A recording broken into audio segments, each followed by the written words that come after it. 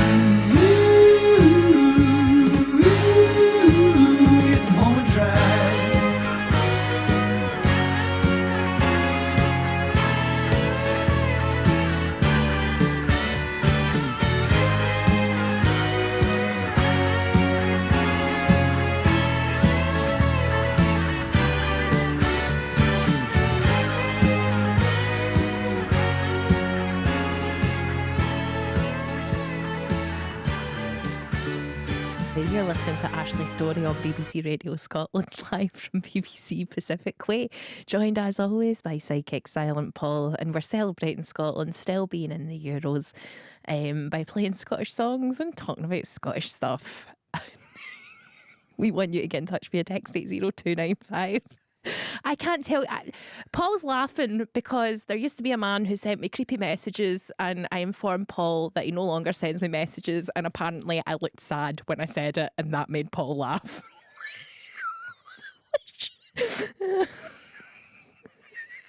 And now he's laughing at me. Are you okay? Fine.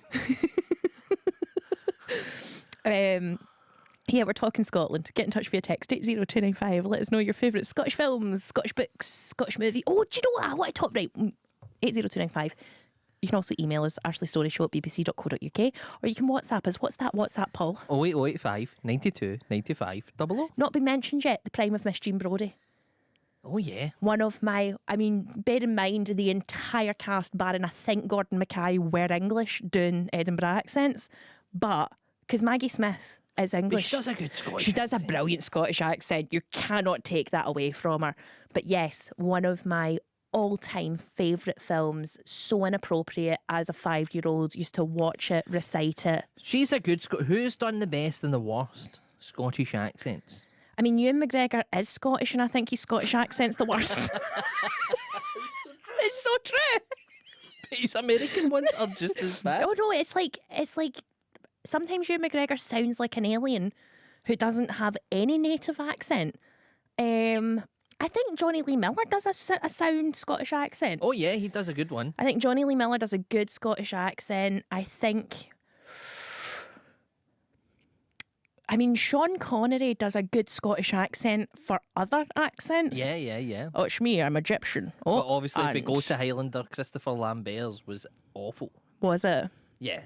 Okay. A Frenchman that can barely speak English pretending he was a Scotsman from the Highlands. I wish that we were allowed to play clips of TV shows on this, but there is an episode of Sex and the City where Samantha goes to a party and meets a Scottish guy, and I'm pretty sure this isn't a Scottish person. I'm sure this is like an English guy or What an does he Irish say, guy. though?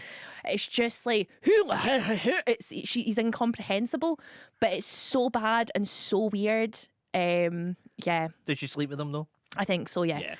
Jim Jeffries, the Australian comedian, did a Cockney accent in an episode of The Librarians, which is a terrible, terrible sci-fi show. That the one with Noah Wiley Yep. from ER? Yep, that's the one with Noah Weil from ER, and he played a Cockney Santa Claus in it, and it is possibly one of the worst. It's worse than Dick Van Dyke. I know. He was looking. We keep moving tangent to tangent here, but there's so many threads that we can follow. He was looking good, didn't he, when he won his Emmy? Did he win an Emmy? A primetime Emmy? Dick Van Dyke's won a daytime Emmy for Daytime Days Emmy. of Our Lives. and I think he's now got the Emmy, the Grammy, and the Tony. He just needs an Oscar. And it's just the Oscar to get the EGOT, which we should just give him. Just give him it, because Does an honorary one count? he's in. Yeah, it does, because if you look at the EGOT list, the EGOT is the Emmy, Grammy, Oscar, Tony, trifecta, whatever it is, whatever the trifecta is for 4, quadrecta, and it's like the great and the good have it. But there are people who have a pure EGOT where they've just won for Right. the categories, but then there are people who have honorary EGOTs, and I think he should get an honorary. I also don't know why they don't call it a GOAT. It makes more sense to go Grammy, Oscar, Tony, Emmy than Emmy, Grammy, Oscar, Tony. But maybe it wouldn't sound like GOAT, though. It would be like Gautier. Still better than EGOT. Still better, Paul. We have deviated so far from what we were supposed to be talking about, which is what? Scotland. Scotland, yeah. Yeah, where we are. Let's get this from Eric in Sweden. Evening Scotsters and happy midsummer. Is it midsummer? Yeah, it was officially summer yesterday. We'll get to that. We'll do a wee summer show. Is it midsummer though? Like Shakespeare? Is it that midsummer, or is it because he's from Sweden? Is it like that one where they sew folk in a bed and throw them off a cliff? Oh, no, I don't like that. That film? I know the one. I don't like it. No, my dad loved it. Thought it was the funniest thing he's ever seen. Kate, he was laughing so loud, and I came to me. He's like, "It's just mental. she's covered in flowers and she's screaming in a field." You're like, Dad, this isn't a comedy. No, this he's is like, "No, a you need to. horrifying No, horror." you're watching it wrong, Paul. What you need to do is sit down, right, and look at that guy in a bear, and then that woman's wearing a flower hat." I'm like, "Dad, you're the weirdest human being alive."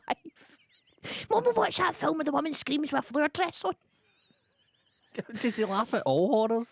Like What? he just looks at the surface level. Oh, that guy's got a funny mask on. You're like, yeah, that's Jason Voorhees. That's not. Oh no, the Purge he thought was the funniest thing he's ever seen. He thinks that horror films are because if you do watch a horror film quite literally, because my daddy has a more profound version of autism than me, so everything is very literal. And if you watch a horror film with a completely literal brain, it is really funny because it's so stupid. And that's his favourite thing.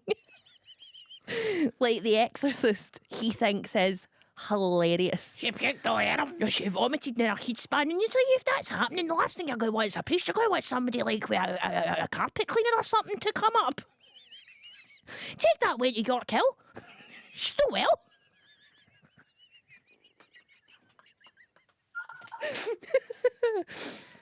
And that was my impersonation of my dad watching horror films. Thank you, Dad. Get in touch via text 80295. Let's talk about whatever you want to talk about. You can also email us, ashleystoryshow@bbc.co.uk, or you can WhatsApp us 08085 92 95 00. What have we got next? It's Annie Lennox, another great Scottish artist, and this time she should put on her heavy, thick boots because she's walking about in broken glass.